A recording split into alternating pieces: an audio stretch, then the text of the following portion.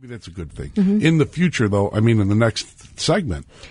To taste or no taste? What do you think? That is the question. They're talking about killing the taste of Chicago. Alderman Bob Fioretti, the taste killer, is going to be on. The question, is it really about revenue or is it about urban crowd control? Is that a euphemism we can use on the air? Mm-hmm. I think it's fair. Do they want urbanites downtown? We'll see. 591-8900. Call you, John Cass, Lauren Cohn. First news with Ryan Burrow. It is 9:30. 89 WLS. We're Chicago's talk leader because of you. So help us make the WLS News Department the best in Chicago. If you witness news, call the 89 WLS News Tip Hotline at 312-236-0507. So much happens while you're at work each day. Rowan Rope will wrap it all up with some big-name guests. News, traffic, and weather first on the 5s and some laughs. Afternoons 2 to 6 on Chicago's Talk Leader, 89 WLS. On the line with us now with Lauren Cohn, John Cass, is Alderman Bob Fioretti. Hey there, sir. How are you? How you doing, Bob? I'm doing great. Thanks a lot, John. So, Bob, I've known you for many years. You've been in public service for quite some time, but now you're trying to kill the taste of Chicago, Bob? No, I don't think kill the taste. I'm trying to either let's make it into something that embraces all of what is good about Chicago, and it's been a lost leader for the last few years. It's lost, I think, about $2+ million in the last few years, and it's time to say, hey, what's going on here, and how long do we embrace lost leaders? Well, how do we restructure it financially then and keep the tradition? I don't know. Maybe we get some of these big corporate donors that are out there beating their chests and saying how good they are to have basketball courts out in our schools all the time after school, that maybe they can sponsor it and make sure that we have safety in what happens in the downtown area, make sure that they clean up after the taste when it's done in the downtown area. And maybe we create some different types of festivals to bring people down. I think L.A. and Austin, Texas had food and wine festivals last year. Same with the Taste of Philadelphia. They did the same thing. They created food trucks and other stage entertainment. And there are ways that we creatively have to look at it and say this is what we want. So what are you going to do about it? Or how are you going to begin killing it? Besides, you come out in the papers and say you should kill it. So it starts the ball rolling, right? Well, I think 2 years ago I said at the first hearing where Michelle Boone, who's the head of cultural affairs for the city, I told her I believe the taste was on its last legs. And we saw a large decline in the attendance that year and a loss of revenue that happened after those statements. And I said we need to revamp it. Now they're revamping their method was to charge people for premier seats at some of the concerts. Nonsense. And also to add some other items that sit-down dinners that people can buy into. Well, that was fine and dandy, but that didn't solve the problem of losing revenue here. Isn't the reason the mayor might not be happy with the taste is he doesn't want a lot of urban youth running around down in the Loop?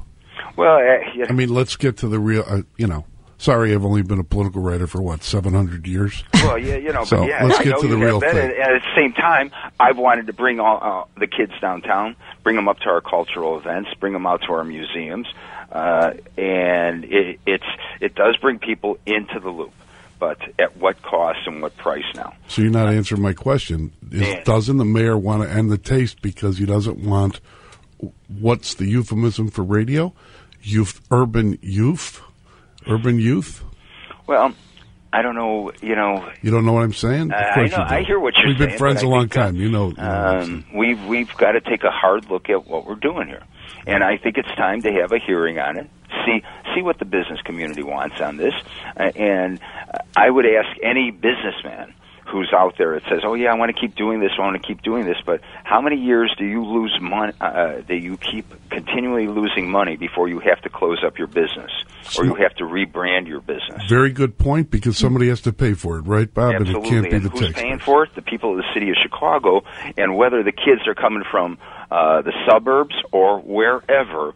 It's our resources, our tax dollars that pay for this event, and we got to make it profitable or at least break even. Okay, well, thanks for that, Bob Fioretti. Good points made, and talk to you soon. Thank you. Thanks, Alderman Fioretti. Sure. Now let's take a call. How about Don in the car? Don. You know, if the city wanted people from the suburbs to come down, maybe they should have considered that prior to raising the parking rates, putting red light cameras up, speed cameras up. You know, we don't need to come down there. Other than that big body of water down there, there's everything that they've got down there, we've got duplicated out in the suburbs. Except a decent beef. You got one over on Plainfield Road. All right, Don, thanks. Thanks a lot, buddy. Darwin in the car, or on the west side, Darwin. Yeah, yes. taste or no taste? Hey, guys. Definitely taste. It's the premier event of Chicago. It used to be, at least. One of the things they got rid of that really hurt it was sponsorship of the restaurants. That brought in several $100,000 that helped pay for a lot of things. They don't have that anymore. The other thing is that if they allowed the Cook County, the restaurants that are paying Chicago tax because they're in Cook County, to participate, not just downtown restaurants, they may open the door to a few more suburban people, too. So we're going to have, thanks a lot, Darwin, we're going to have our own theory tomorrow on how to save the taste. John in Chicago. John. Yeah, I just wanted to comment. I've been to that many times, and it's expensive, and all that cash is going to one location. You have to buy those tickets with cash, so I just wonder how much of it's being stolen. This is Chicago. How you doing? Right, John?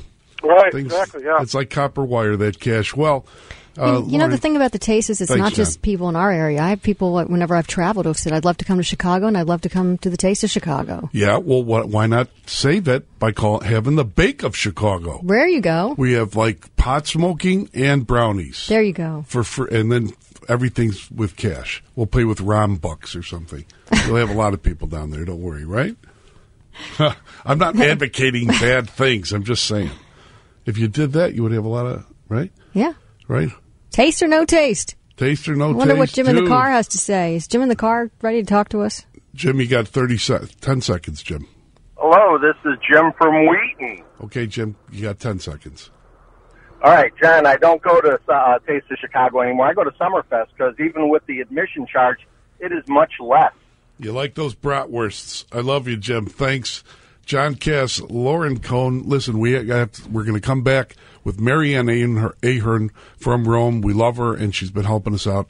So when we come back, we'll have her on back after this.